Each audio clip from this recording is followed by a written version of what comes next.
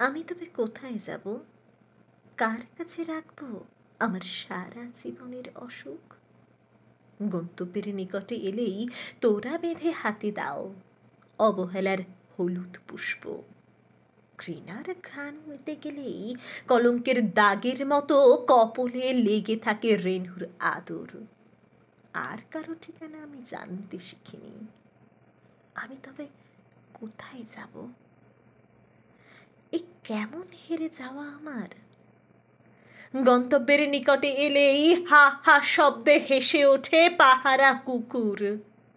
দমকা বিদ্রুপে টপাটপ ঝরে পড়ে বাহারি পাতা।